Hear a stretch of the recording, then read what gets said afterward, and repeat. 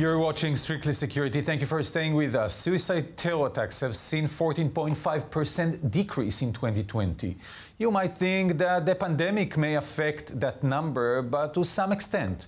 But it seems to be a trend over the last few years. Well, we have the writer of this report from the Institute of National Security Studies, Yoram Schweitzer, with us. Yoram, thank you very much for joining me. So are we seeing peace in our lifetime? Not at all. First of all, we had 127 suicide attacks this year, which resulted in with about 765 casualties. So it's not very peaceful results, but there is a decrease, a constant decrease in recent years in the number of suicide attacks. Great part of it is because of the decline in the power of the Salafi jihadists from the Islamic State, nowadays Daesh. So you say that if Daesh and Al-Qaeda are declining and we see less activities of theirs, it comes out in the numbers, the dry numbers that you show us at the end. When you look at it with a wider perspective, you can realize that there is in this decade, we have more than 3,000 suicide attacks, and at the beginning of the year, it started as the same as this year, around 100 and plus, and ended around 100 and plus the end of the year. But in the middle of this period, when the Islamic State was at its peak, and its affiliates, of course, and Al-Qaeda with its affiliates still operating, we have seen in the middle, in 2014, we have seen almost 600 attacks. In 2015, almost 400 attacks, and then again 450 attacks. So it depends on the era, it depends on the peaks and valleys. So I wouldn't be too complacent about it. Yes, but you know, if you were sitting at the White House, for example, during the Obama and the Trump administration, you would easily say, we beat ISIS, we beat Daesh. We have to remember when they were in their peak, and also we have to realize now that both the Daesh camp and Al-Qaeda camp are in kind of remission, in kind of re-emerging, reassessing, re-evaluating, reorganizing, and we are talking only about suicide attacks. In other modus operandi, they are very active. So maybe they decrease the number of this lethal modus operandi, but they are using other methods, and they are quite active even after the defeat of the Islamic State, the formal defeat of the Islamic State, because it was a gradual process.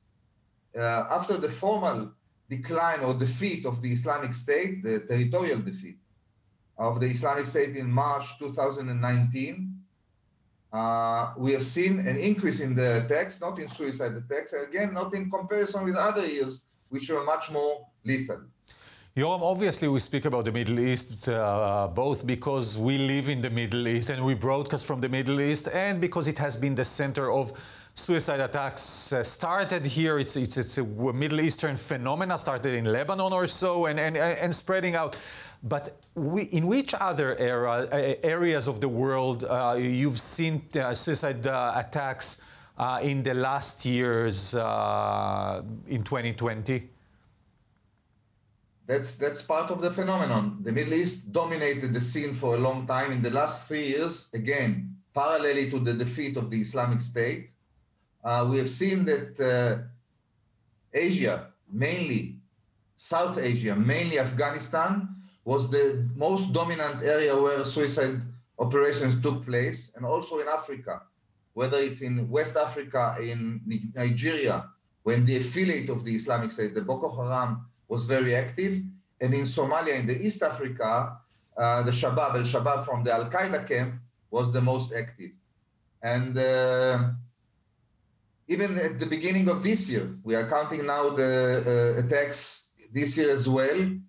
We see the signs. Again, few attacks occurred in Africa, in Somalia, in Cameroon, in Mali, which again, Al-Qaeda is operating there, and also in Iraq. Only this day, we have suffered double suicide attacks today in Baghdad.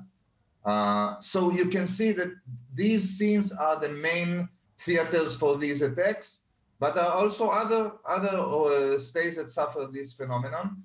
And I think if nothing else happens, no specific eruption, probably the numbers of the attacks, suicide attacks, in the coming year at least, will be at the same average. But again, we don't know because the future is unknown to us. Obviously, and looking at, the withdrawal of the American troops from Iraq and Afghanistan, and nobody knows what it might bring. One last word about the future. What line can you draw from the last decade to the next decade? Again, even if you look at the decade before the last decade, we have seen that we had in the decade after the 9/11, we have seen 2,500 attacks. This decade, 300 attacks, 3,000 attacks. So hopefully there will be a decrease. But again, it depends on specific events that may occur, and we don't know them in advance.